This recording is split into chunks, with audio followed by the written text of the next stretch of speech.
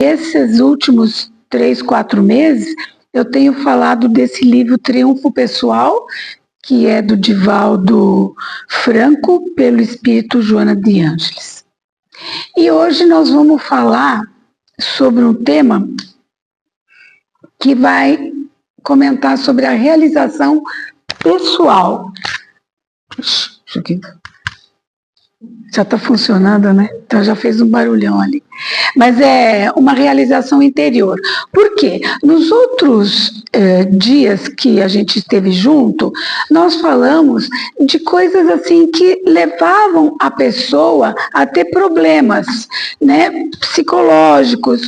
Por exemplo, aqui no índice diz sobre o inconsciente, falamos sobre a inteligência, falamos sobre a vontade, sobre os tormentos psicológicos, mas tudo isso para nos trazer hoje e fechar os raciocínios anteriores de que a gente precisa lutar muito para a nossa realização interior. Então, a nossa realização interior é o auge, é o que se espera. Se alguém disser assim para você, qual é a sua missão de vida? O que você veio fazer nesse planeta, nesse mundo? Qual é o propósito da sua vida? E é a realização interior. Porque a hora que eu me realizo, eu vim cumprir com o que eu tinha que fazer. E eu costumo também dizer para as pessoas que dentro desse contexto de realização interior, é você procurar a sua felicidade. Vocês acham que a felicidade é algo que vem junto de nascença? A gente já nasce com um pacote fechado para ser feliz ou não? Não, rabiscado sim. Rabiscado? Alguma coisa, né? É um rascunho. Mas esse rascunho, que é pequenininho, veio de vidas passadas. Porque você tem que deixar o rascunho para lá e fazer uma coisa bem feita, né? E não pode ser assim, com essa letra, de qualquer jeito, porque, olha, sinceramente, me desculpem a forma que eu coloquei algumas informações na lousa, porque, na verdade, a gente precisa fixar muita coisa que a gente conversa. Então, eu coloquei algumas palavras-chave para a gente mentalizar e olhar também, que ajuda muito. Bom, nesse capítulo, então, a Joana coloca para nós que, quando se fala em psicologia, porque a partir dela a autorrealização vem do autoconhecimento, vem do a autoprocura, né? Então, ele fala, ou ela no caso, ela fala que primeiro veio Freud, né? Porque, como vocês sabem, a Joana é uma psicóloga, das maiores que eu conheço. Então, ela trouxe que Freud, quando ele preparou a tese dele, estabeleceu os princípios, ele disse que nós estamos aqui ou por causa do prazer ou por causa da realidade. O prazer é por causa dos nossos sentidos, né? Então, a gente vê, a gente sente, então a gente tem prazer ou não, se sente frio, se sente calor, essas coisas. Então, o prazer vem desse lugar. E a realidade está no que... Será que o que eu estou vendo ou o que eu estou sentindo é real ou eu estou fantasiando? Eu estou imaginando, eu penso que é isso, mas não é aquilo. E a gente vai nesse embate. Então, mas logo depois do Freud veio um discípulo dele, que é o Helder. Helder fala um pouco ao contrário, porque ele diz assim, que o homem veio, é o número 2 ali, porque ele tem um complexo de inferioridade. E ele justifica essa é a tese dele, dizendo que nós estamos sempre à procura de se realizar. Por isso que existe o complexo de inferioridade em nós, porque nós estamos procurando ser superiores. Então, quando a gente tem uma meta muito alta, uma vaidade muito grande, enfim, e quer o poder, qualquer coisa desse tipo, o nosso complexo de inferioridade fica muito mais evidente. Por quê? Porque eu quero alcançar a qualquer preço essa superioridade. E aí a Joana mostra para nós, eu não vou entrar em detalhes, porque só isso é um capítulo inteiro para dizer o que eu estou dizendo.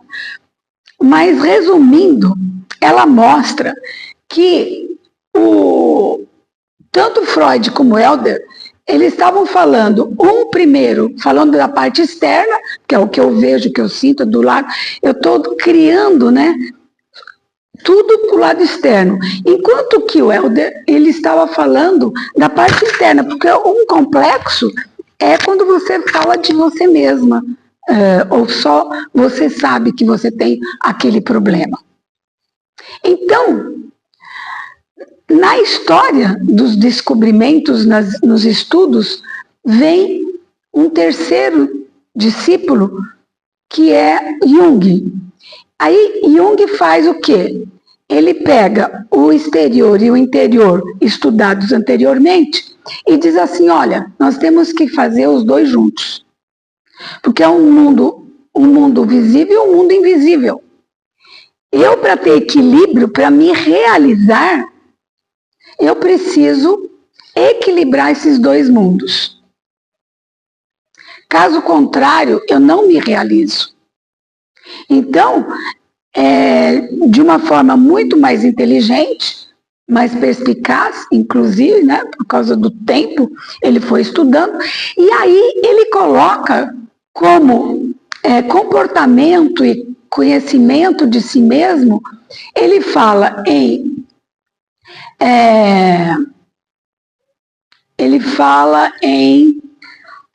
acho que eu não coloquei ali, mas ele fala do instinto, ele fala da psique, né? Ele fala de uma pessoa introvertida e uma pessoa extrovertida, ele fala de sentimento, ele fala de pensamento, sensação e, por último, intuição. Então, essas palavras que a gente está falando em 2 segundos, são cada uma delas necessárias para se fazer o nosso equilíbrio interior e essa realização que ele está falando. Então, uma frase que é colocada aqui, olha, toda a estrutura psicológica do ser, né, nós somos seres humanos, ser com letra maiúscula significa ser humano. Então, toda a estrutura psicológica do ser existe porque qualquer perda negativa do sentido, existe uma solução, sentido existencial. Você vai ter uma solução. Todo ser traz consigo a solução. É que a gente tem que... como é que eu diria? Tem que fuçar... cavocar, isso mesmo, era o que eu queria. Tem que ir lá no fundo, né? Para achar esse sentido da vida. E os defeitos, e colocar no lugar deles qualidades com mais força. Rebaixar os defeitos. Deixar as qualidades fortalecidas, para elas abafarem. Porque já que nós estamos falando em 2 mundos, nós temos dentro de nós todos os sentimentos negativos. Por exemplo, quando eu falo assim, fulano me odeia. Eu estou falando que a pessoa me odeia, mas como é que eu sei? O que eu sei? O que eu entendo por ódio? Se eu falei que alguém me odeia, é porque eu sei o que é ódio. Mesmo que eu jure por Deus que eu não odeio ninguém. Isso não me atinge, né? Então, na verdade, por que eu sei? Porque esses sentimentos inferiores estão em nós, queiramos ou não. Os ciúmes, a inveja, a mágoa, todos eles estão lá. Até porque nós estamos vindo de várias encarnações. Então, pode ser que nesta encarnação, um desses sentimentos inferiores estão quietinho ali, meio que, né, adormecido. Mas isso não quer dizer que se eu acessá-los, eles não estão lá. Se eu acessar, eu consigo ter ódio. Entendeu? Então, nós temos que fazer isso porque nós temos uma estrutura psicológica que pode diminuir esses sentimentos inferiores e fazer florescer os outros. Isso em outras palavras, nós sempre falamos das faculdades. Lembra que nós temos 30 e poucas faculdades? São o quê? São instrumentos para eu conseguir isso que nós estamos dizendo. Certo? Outra coisa. Aí, isso foi até uma introdução do livro, pega 2, 3 páginas. Depois, nós vamos entrar num momento onde ressalta mais a intuição. A intuição nos ajuda muito a encontrar as qualidades. Quem é que aqui consegue trabalhar com a intuição mais, assim, mais a miúde, mais vezes? Não? Ninguém? Sim? Vamos falar, né? Porque é uma intuição. Sim, mas é uma intuição. Primeiro, a definição de intuição a gente faz. Não, mas você tem que saber que foi uma intuição, é isso que eu quero dizer. Vamos lá, o conceito de intuição é você não saber o que fazer e de repente vem a solução. Isso é uma intuição. Agora, a intuição, quando ela é treinada, você tem isso muitas vezes. Não só de vez em quando o problema é muito grande, né? No dia a dia mesmo. Você pode acessar mais vezes a intuição. Mas para isso é um treino. É um treino de ter sensibilidade para perceber que existe, a gente chama de mentor, outros de anjo da guarda, que seja, mas o mundo espiritual nos permite ter esse momento para conseguir o que é importante conseguir. Então, o que de fato a gente precisa conseguir? Primeiro, é não ter medo daquele problema que eu estou procurando a solução. Estou procurando uma solução, não sei o que fazer, como fazer. Eu não devo ter medo, né? Porque a solução virá, queira ou não, todo problema tem a solução. Eu posso enxergá-lo ou não. Mas se eu tiver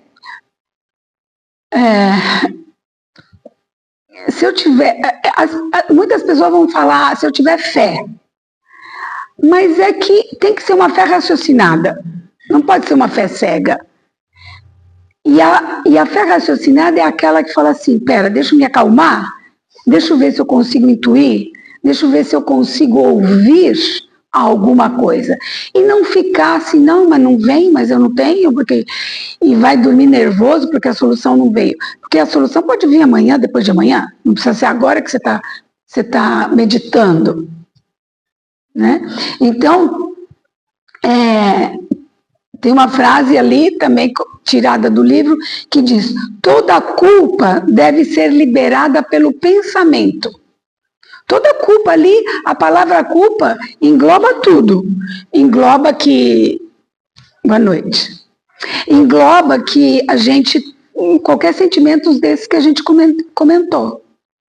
né? Então, todos e qualquer desses sentimentos, reduzido pela palavra culpa, elas devem ser liberadas pelo pensamento. E aí entra, daqui a pouco eu vou pegar no Livro dos Espíritos, umas perguntas que falam do pensamento. Porque o pensamento, o que vocês acham que é? A intuição. Não deixa de ser. A intuição vem pelo pensamento, mas o pensamento em si é próprio, é como se fosse o meu maior instrumento para me realizar, né? Somos seres pensantes. Não existe alguém que não pense. Ser humano. Aliás, o que nos difere do mundo animal é o pensamento, que é um pensamento contínuo. O mundo animal é um pensamento recortado, ele não é contínuo. Então, isso nos difere e isso nos dá a maior chance de conseguirmos uma realização pessoal. Agora, se todo mundo pensa, se todo mundo tem esse instrumento, se somos seres pensantes, por que somos um diferentes do outro? Por que um consegue uma intuição ou algo que resolva o seu problema e outros não? Não somos todos iguais? Então, por que isso acontece? Consciência, conhecimento, memória. E nós estamos falando do pensamento, né? Que tudo isso. A intuição seria a soma, digamos assim, das experiências anteriores que estão ali naquele contínuo que você falou, e quando acontece algum determinado problema ou alguma situação, aquilo já aciona aquele alarme que, tipo, já vi esse filme, não sei como começa, né? Mais ou menos por aí mesmo. E para conseguir exatamente o que você está falando, o meu pensamento atual, porque ali são todos os arquétipos que a gente falou um dia desses, que está tudo dentro da gente. Então, eu tenho uma imagem, um símbolo, um modelo do que está acontecendo. Está tudo dentro de mim, eu tenho essa memória. Porém, no momento atual, para resolver, eu preciso ter um pensamento claro, organizado, com conteúdo. Então, o pensamento por si só, se eu não tiver conteúdo, é um conteúdo começo, meio e fim, se eu não tiver uma disciplina no meu pensar, se eu não tiver, enfim, aí não adianta nada. Eu não acesso isso que você está falando.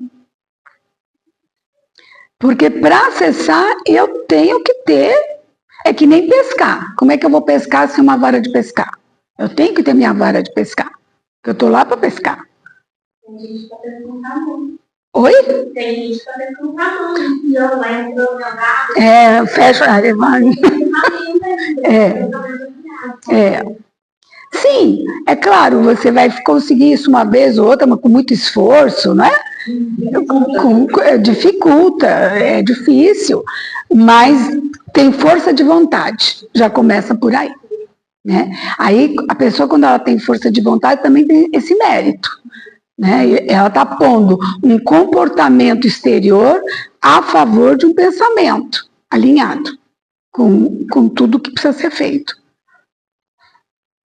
Muito bem. Então,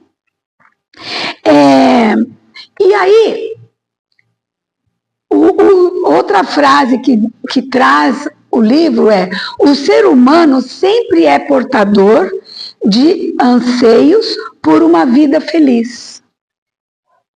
Quer dizer, a gente já nasce querendo resolver o quê? A nossa missão. Isso, eu preciso resolver minha missão. Eu tenho uma missão. Eu tenho algo para realizar. E isso é que a gente fala feliz. Por isso que a minha pergunta anterior é: vem num pacote fechado a minha felicidade? Não.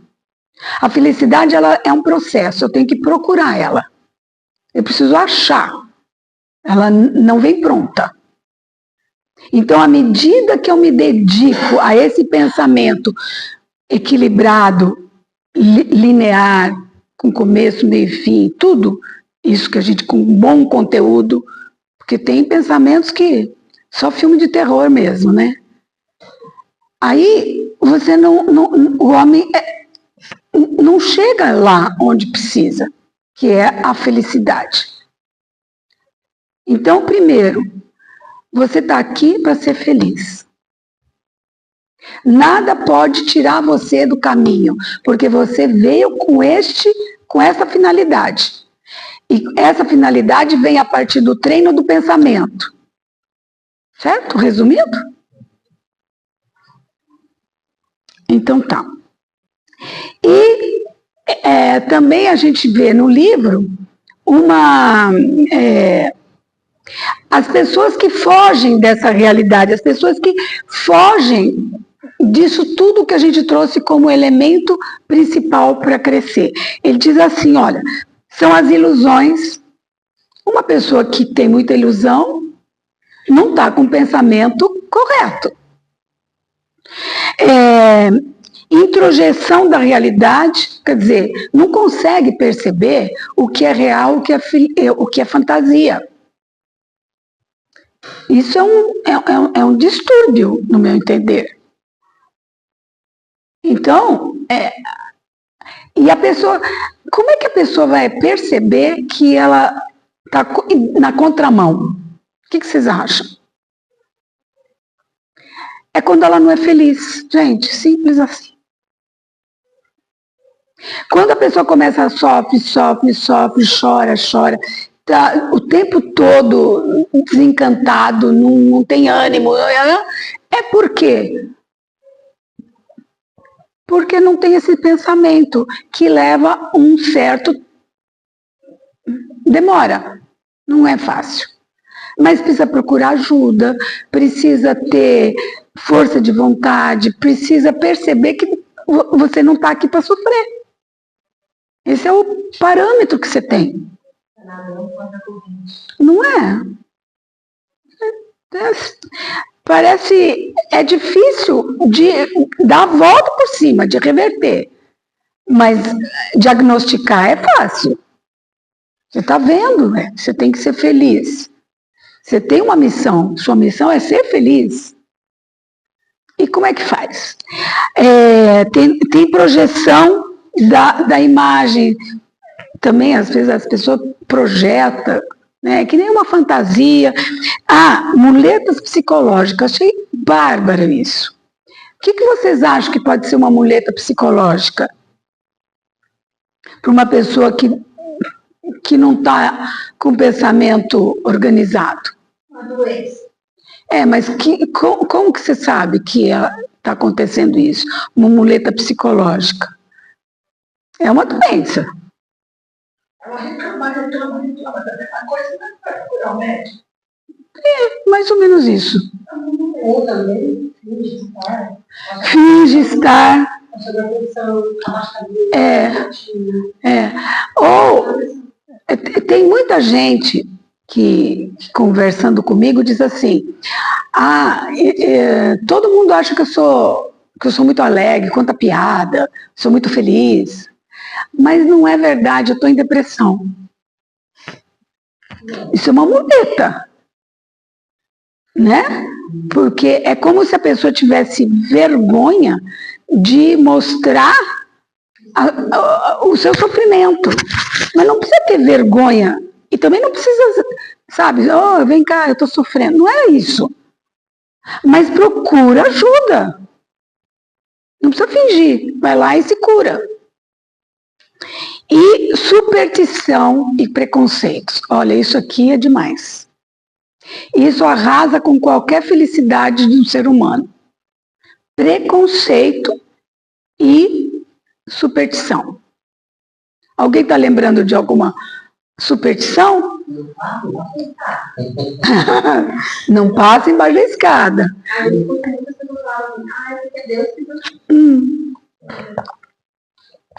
Esse não tem pensamento, um bom conteúdo na cabeça. Infelizmente não entendeu que Deus está fora desse esquema, porque se Deus quer a tua felicidade, então como que pode ser? Não tem lógica, né? Então, Deus não quer que você sofra. Então, isso é uma superstição, enfim. Sim.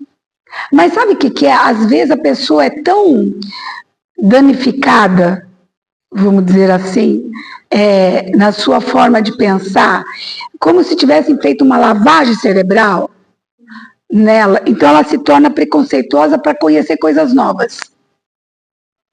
E aí ela só conhece aquilo, e para isso, e para ela, a crença é tão forte que ela acredita piamente. Pode sofrer quanto for, não muda a forma de pensar. Tem pessoas que andam em cadeiras de roda para pedir ajuda, né? Aí quando chega em casa, as pessoas veem, né? Mas eu estou doente, eu sei que não é uma crença, né? A pessoa introjeta e não consegue. A raiz é muito mais profunda e muito mais difícil de fazer esse trabalho de sair dessa condição. Não que seja impossível, óbvio, mas ela precisa acreditar que ela não precisa, sabe? No nosso trabalho, o que mais importa fazer é trazer conceitos novos para essas pessoas. Se ela estiver aberta, se ela tiver flexibilidade, se ela perceber que faz coerência um conceito novo, vai longe. Mas se não tiver, se tiver bloqueado, aí é duro. É duro. Eu sei porque você fez essa pergunta.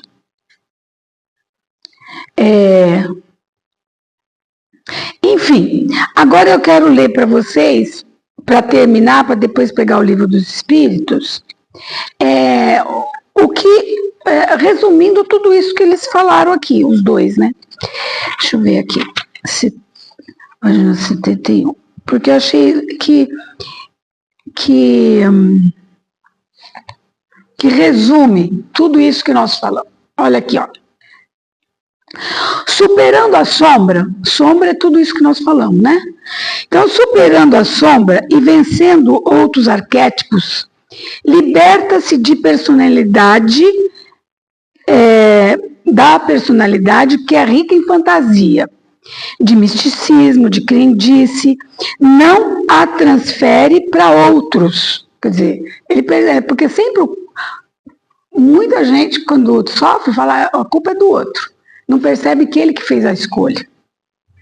Que passaria a ser o guru em que se projetaria as suas necessidades, impedindo-o de ser feliz. Então, sempre tem um culpado. Embora pareça que a depressão periodicamente encontra-se ao lado do equilíbrio emocional, apresentando-se em rápidos ou mais demorados estágios, eu vou explicar para vocês. É como Sócrates, Platão, Stuart e Tolstói e muitos outros, que essa harmonização do ego responde pela autorrealização, evitando a fuga da realidade, sem conflitos nem perturbações de conduta.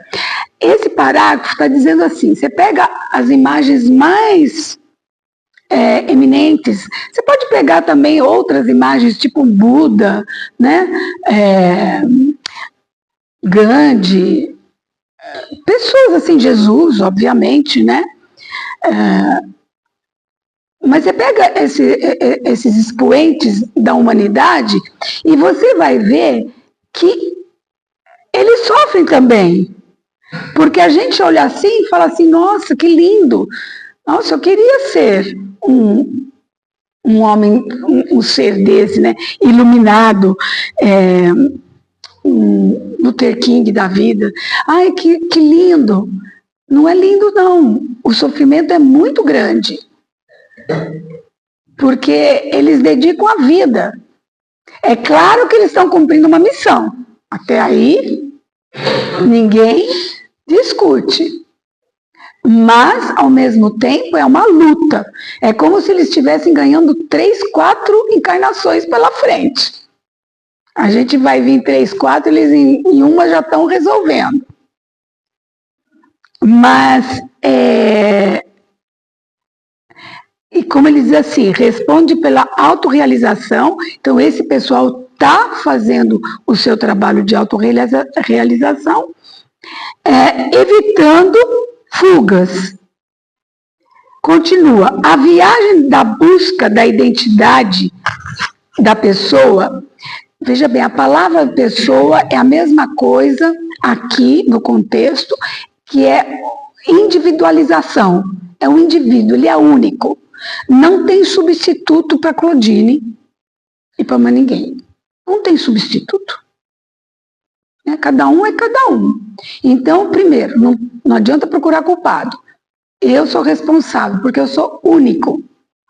E aí, essa viagem dessa busca de identidade para um ser único, ele tem que se conscientizar de que para alcançar a luz é necessário superar as trevas que frequentemente surgem pelo caminho e as heranças inevitáveis de comportamentos pretéritos. Ou seja, nós somos o passado e o presente. E, queira ou não queira, você vai ter desafios, para não dizer problemas, até o desencarne. Não tem jeito. Não adianta falar assim, quando eu for rico, quando eu aposentar, quando eu tiver minha casa. Os desafios vão existir sempre. Então, para ter essa luz, você tem que lutar com esses dias, todo dia, todo dia, todo dia. Essas trevas, né? Que eles chamam. Então, dito isso, eu vou para o livro dos Espíritos para falar do pensamento, que é chave no nosso trabalho aqui. 833, é porque eu falo para vocês, às vezes eu venho aqui com uma estratégia toda montada, aí muda tudo. Por que será, né? Então é isso. É o meu mentor mesmo. Bom, a 833 é um capítulo que chama Liberdade de Pensar. E a pergunta do Allan Kardec é a seguinte: há no homem, quer dizer, existe no homem alguma coisa que escapa a todo constrangimento e pela qual ele desfruta de uma liberdade absoluta? Então a pergunta que ele quer saber é o seguinte: eu tenho liberdade para fazer o que eu quero? Não? Tem, mas tem algumas coisas. Poder pode. Mas nem tudo que Nem tudo que eu... Né? É isso aí. A resposta, olha que interessante. É no pensamento que o homem goza de uma liberdade sem limites. Porque não conhece entraves. O pensamento, eu vou voar, eu vou para qualquer lugar. Pode-se deter-lhe o voo, mas não aniquilá-lo. O voo do pensamento. Quer dizer, eu posso ter a liberdade por causa que eu tenho meu pensamento. Aí o Allan Kardec diz assim, e o homem é responsável pelo seu pensamento? Então, se eu posso voar para onde eu quiser pelo pensamento, eu sou responsável por ele? Oi? Aí ele diz assim, vamos ver, olha só. Ele é responsável diante de Deus, que a gente diz que Deus lê os pensamentos, né? Ele é responsável diante de Deus. Só Deus podendo conhecê-lo e a conduta ou o absolve segundo a sua justiça. Então, Mas uma coisa que a gente tem que entender aqui. Seria Deus, né? Seria sua consciência. Também, isso. Melhor traduzindo, é isso mesmo, é a tua consciência. Mas uma coisa muito interessante é, se eu tenho liberdade de pensar, total liberdade, acontece o seguinte, se esse pensamento também não for coerente com o que eu vivo, com a minha estrutura, ou o que seja, eu só vou dar cabeçada. E é o que você falou, as consequências virão. Porque o pensar é um ato primeiro do meu comportamento. Eu não penso só por pensar. Reparem quando vocês estiverem pensando, que o pensamento é para fazer alguma coisa. Então amanhã de manhã eu vou fazer isso, eu estou pensando. Mas eu estou pensando em fazer algo. É difícil pensar no sentido de meditar. Que é pensar assim, mas será que é Deus mesmo ou será que é minha consciência? Isso estou meditando. Estou querendo uma resposta altruísta, mas entendeu? Aí vem na sequência um item de liberdade de consciência. Que horas são? Deixa eu ver. Eu ainda tenho tempinho, né? A pergunta 835. A liberdade de consciência é uma consequência da liberdade do pensamento? Aí já vem para você, né, velho? Olha só que bonita essa pergunta. A liberdade do pensamento é a mesma coisa que a liberdade de consciência? Resposta. A consciência é um pensamento íntimo que pertence ao homem, como todos os outros pensamentos. Quer dizer, a consciência é um pensamento. Por que a gente fala minha consciência é pensamento? Porque eu estou pensando, estou comparando uma coisa com outra, uma experiência com outra.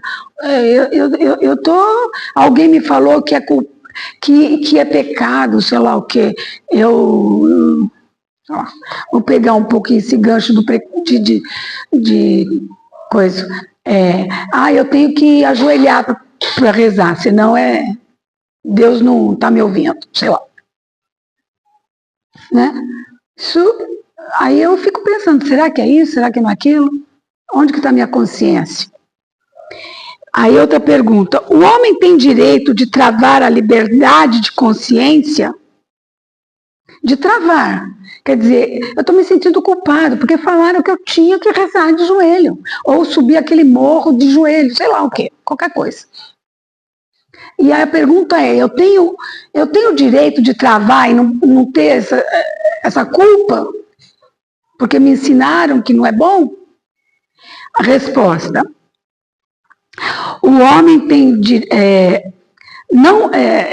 novo a pergunta, vai. O homem tem direito de travar a liberdade de consciência? Resposta. Não mais que a liberdade de pensar. Porque só Deus, no caso consciência, pertence o direito de julgar a consciência. Se o homem regula por suas leis, as leis dos homens, as relações de homens para homem, então Deus, por suas leis da natureza, regula as relações do homem com Deus.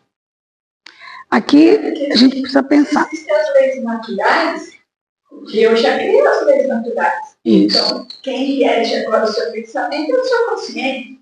Se você for contra as leis naturais, toma na cabeça. Toma na cabeça. Acabou. E se você for a favor das leis dos homens, toma na cabeça também. Não é? Ué. Porque você tem que comparar e ver qual delas se deixa mais feliz. Precisa ser rebelde. Precisa ser rebelde? Claro, você não pode... Sim. É uma rebeldia salutar. Mas qual é o resultado dos entraves postos à liberdade de consciência? Quer dizer, o que trava uma consciência, né? Resposta: constranger os homens a agirem de modo contrário ao que pensam e torná-los hipócritas. Porque só falar para ele que ele está errado não resolve. Não adianta você falar assim, você está errado, não é assim que faz, não é assim que pensa. Não, você tem que dar argumentos, você tem que dar para ele elementos para ele conseguir ter uma lógica. Pensar. E para você conseguir isso, não pode considerar o que você sabe. Presta atenção nisso. Você tem que saber qual é o ponto do outro, ver o que o outro não sabe e que precisa começar por ali. Porque se eu também jorrar informação, não vai valer de nada. Né? Você vai cortar o caminho que ele tem que seguir para chegar no caminho que você deve. Mas você não... no caso, você não ajuda ele. Exato. Eu estou falando, você não pode cortar. Não. Você tem que dar... É como ensinar a ler e escrever. É pelos, né, o A, B e C primeiro, e depois uma palavra, depois uma frase, né? Porque não tem jeito. Então você fala assim, mas eu conheço o livro dos Espíritos de ponta a ponta, aí vai lá e chora. Não resolve. Não resolve. A pessoa tem que começar pelo beabá. E então, a liberdade de consciência é um dos caracteres da verdadeira civilização e do progresso. Olha assim, parece a nossa bandeira, né? Como é que é a nossa bandeira? Ordem e progresso. É bem, né? Não, o que acontece na realidade não.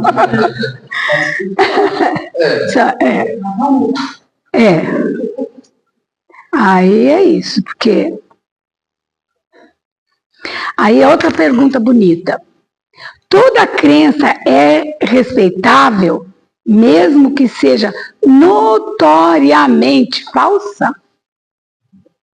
Então você vê aquela pessoa ali falando umas coisas que você fala assim, não é possível isso, né? A pessoa acredita, sei lá, em fantasma, vamos dizer assim.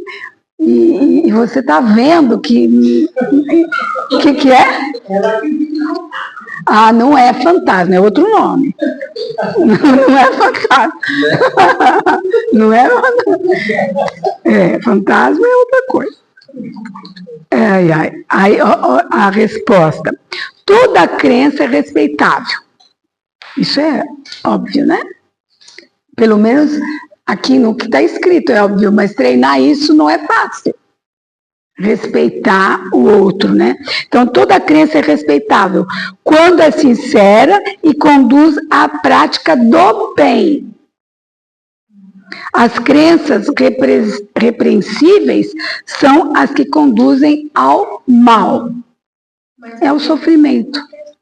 Oi? Aqui entra uma questão. Qual? Qual é esse bem? Essa pessoa que está praticando, ela tem conhecimento? O que é esse bem para ela? O que é esse bem para ela? Porque às vezes ela está com uma crença que ela acha que aquela crença é boa e que faz bem. Sim. Olhos de outros, não. Eu tentei colocar aqui mais ou menos como é que você descobre isso. Porque depende do papel que você está exercendo. Ou se você está ouvindo uma coisa que não é cabível para você, ou você está falando da pessoa que acredita naquilo. Se não é cabível para mim que estou ouvindo, eu tenho que respeitar. E ponto. Se ela quiser conversar, a gente conversa. Se ela não quiser conversar, ponto. Agora, se nós estamos analisando a pessoa que está com aquela crença, precisa saber se ela está sofrendo e se ela está feliz. Se ela está feliz com aquilo, que dificilmente vai estar, porque as leis divinas não vão permitir, as leis divinas não vão permitir a pessoa ter uma crendice, ter um preconceito, ter não sei o quê. Não dá. Chega uma hora que a pessoa não se sustenta. Porque você é um ser inteligente. E a inteligência, que é uma faculdade, ela vai exigir de você que você desenvolva a lógica. Mas isso ao longo das etapas, e ainda não é, tipo assim, como eu vou explicar? Não seria em uma reencarnação que ela conseguiria trabalhar esse tipo de coisa. É uma criança que está ali, é uma coisa que vai levar algum tempo. Sim, mas olha que interessante, Val. Quando a gente reencarna dentro de uma situação totalmente diferente. É outra geração, outra tecnologia, outro país, outra cultura, outro tudo. E é isso que te dá a oportunidade de se renovar. Então, se você vem com uma crença muito arraigada, mas vai num lugar totalmente diferente, você tem a oportunidade de fazer uma mudança daquelas ideias, daquelas informações, daquele conteúdo. É por isso que você vai reencarnar. Agora, tem pessoas, obviamente, que tudo depende de quanto é duro, quanto que aquela pessoa não é flexível, quanto aquela pessoa não quer fazer mudança, ou qualquer coisa assim. Oi? Aí é o joio. Então, aí não tem jeito, aquela pessoa vai relutar muito, mas como nós sabemos, um dia, e outra coisa, e não é porque hoje, digamos, vou pegar um exemplo, hoje eu estou super feliz com o meu conhecimento da doutrina espírita, estou satisfeita e realizada com esse conhecimento. Isso me tirou 80% dos meus problemas, tirou da frente. Mas isso não quer dizer que daqui 3 ou 4 encarnações não venha uma coisa nova pela frente. Porque tudo se renova, tudo muda. E a gente tem que ir junto com isso. Por isso que as novas gerações ensinam muito para a gente. Por quê? Porque eles vêm com muita informação nova. E a gente tem que estar aberto para as informações novas e fazer um mix lá, uma coisa. Porque senão você vai ficar bitolado também.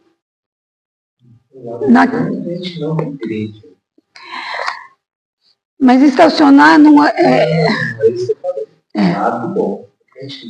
O lado bom, mas... Mas sabe de uma coisa, Eduardo? Sabe de uma coisa? Não regredir, sabe por que eu também acho ruim? Porque quando você não regride, você estacionou, não regride, estacionou. E você vem daqui 2, 3 gerações, você está defasado, muito defasado.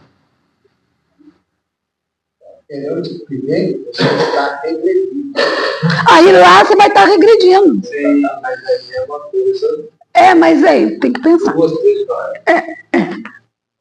Então, por isso que você não pode ser agora.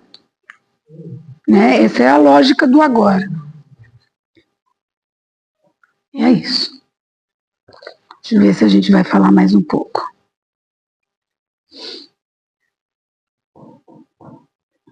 Vocês querem mais uma pergunta? As perguntas são tão bonitas.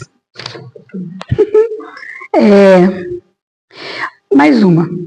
Diz assim: é insultar a liberdade de consciência opor entraves às crenças capazes de perturbar a sociedade?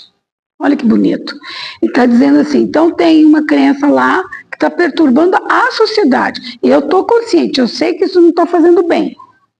Mas o pessoal lá não está enxergando. Tudo bem. Então a pergunta é insultar a liberdade daquele que é contrário? Ou o quê? O que acontece?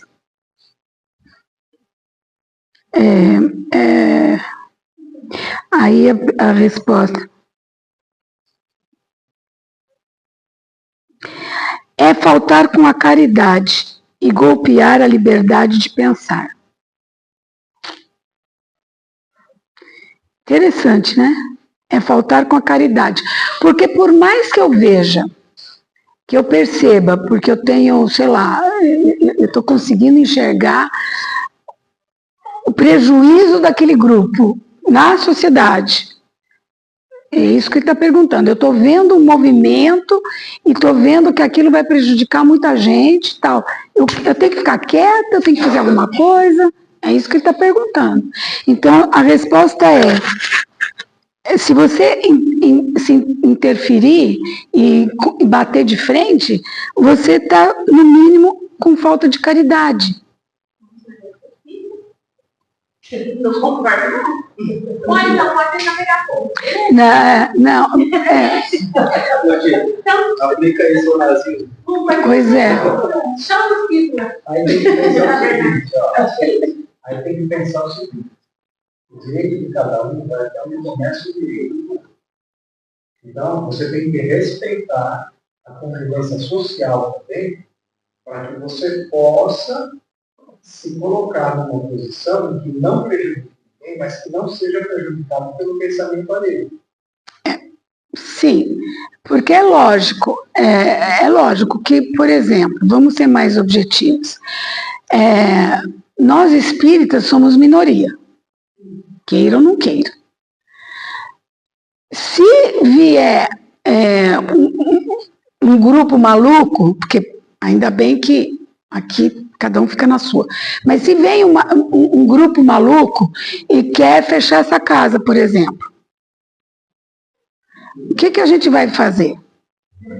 A gente tem que procurar a lei. Eu penso. Porque não adianta ir lá e fechar a casa deles também. É nesse sentido que ele está dizendo. Mas não vai debater, dar uma conversa, porque é falta de caridade? Não, a falta de caridade não é você não procurar os seus direitos. É falta de caridade você entrar em embate com em conflito com um adversário que você não vai conseguir convencer de nada. Você não vai conseguir convencer, é o que a gente falou no começo. Teria que, desde o começo, para o cara entender. Ele não vai entender, não vai entender. Então, se eu parto do princípio que ele não vai me entender, o que eu tenho que fazer? Eu tenho que procurar a lei. E correr o risco. Não tem jeito. Agora, se é uma coisa mais simples, tudo bem. Mas, por isso que a gente tem que estar sempre atento a tudo. Porque... Pergunta sozinho, deixa a creche. Eu não gostei, não. Não gostei, porque a maioria das revoluções que a gente teve foi na base da... Sim, quando a coisa vai no auge... Discutir porque as pessoas... não deixa. Não. Mas agora, as grandes revoluções, como ele falou do nazismo aqui, olha quanta gente morre por causa disso. Mas quando... Porque a ideia dele, deixa, é falta de caridade minha, não vou discutir. Não, tem seu ponto. Não sei se aqui ele vai parar aí, né? Mas o que você está falando faz sentido. Mas a gente tem que tomar muito cuidado, porque se você quer discutir para mudar o outro, você não vai mudar. Se você está discutindo, brigando com o inimigo, porque você quer vencer, você tem que ter uma estratégia, porque sozinha... Pode ser só um simples adversário. Mas isso acontece... Porque um simples adversário, você só não conversa, vai embora, deixa falando sozinho, já está resolvido. Mas o que ela está colocando, e ele também, é quando tem aquelas coisas de grande massa. E no livro ele fala, na sociedade. Né? Então é coisa de massa mesmo, é aquelas grandes mudanças. É tipo agora, você vê o que está acontecendo na Ucrânia. O que eles vão fazer? Eles estão lutando. E isso não tem jeito, porque se nós acreditamos que a lei universal, as leis de Deus, vão fazer alguma coisa, pode ser que eu não enxergue, eu não veja hoje, mas no todo, sempre o melhor virá. Pelo menos é o que a gente considere, né? Não pode ser gerações. Gerações, às vezes, gerações. O ser humano demora Muito, muito, muito, muito. A gente pode fazer exemplo também que é desse. Quando a gente viu, Pois é, né? isso. Aí a sociedade impôs, pegou e colocou em tudo. Exato, Nós estamos agora em 2025, versão livre. Né? Eu acho que a caridade, você está falando muito em cima disso. A gente tem que Também. com o outro para poder realizar coisas novas. Isso. Né? Não se na base só da briga, da discussão. Do respeito com o outro, da caridade com o outro. Para entender que o outro tem direito também. Sim, mas olha, muitas vezes eu me vejo, agora é uma coisa particular, eu me vejo dentro de uma discussão dessa e aí, dentro das minhas meditações, eu falo assim, bom, então, se isso está errado, cadê a lei? Ah, mas a lei diz assim, então muda-se a lei, mude-se a lei. Porque é por causa que essa lei não está permitindo acontecer isso, aquilo, outro. Então, mude-se. E é a coisa mais difícil do mundo. Vai mudar uma lei trabalhista que seja, uma lei qualquer. Muda quem pode. Mas aí está falando da lei espiritual, né? Sim. Da caridade, não a lei humana. Sim, mas... Aí você não muda a lei nenhuma. Não, estou falando da lei daqui para você conseguir o que você quer como sociedade. Claro, como ela falou de leis divinas aí não, as leis divinas são justas. É muito grande lá no espiritual para poder a gente conseguir atuar para chegar no ponto que a gente chegou até hoje. Ele sempre atua a nosso favor, é que a gente não vai conseguir enxergar. Não vai conseguir enxergar. Só lembrando que para chegar no ponto que nós estamos hoje, a humanidade tem alguns milhões de anos de desenvolvimento. Então, a gente não vai querer mudar de hoje para amanhã, não vai conseguir, não. Vai demorar bastante. Mesmo porque isso se resume quando a gente diz que estamos num mundo de expiação e provas. Né? Nós ainda não somos num mundo de regeneração. É só o segundo na escala da evolução dos mundos. É só o segundo, tem 7 ainda. Então, isso, a gente tem que ter, e cada caso, a palavra perspicácia, cada caso é seu caso. Você tem que ver se você vai sair perdendo, se é melhor se calar, se é melhor arregaçar as mangas ou não. Cada caso é um caso, mas o importante é isso, é não entrar no embate pessoal. Isso é o que sobra dessa pergunta e essa resposta. Tá bom, gente? E nós já... Nós, no dia roteiro, nós temos 10 mil internações. Já tivemos. Já tivemos. Tem 10 mil internações, né? Mas... Então, mas é que isso aí já entra com, mesmo desde os tempos, no período dos primatas, dos primitivos, desde aquela época, desde o princípio inteligente. Mas esse também é um assunto interessante, um dia a gente podia falar sobre isso. Tá bom, gente? Eu já estou no meu horário. Espero que vamos ter muita coisa para pensar.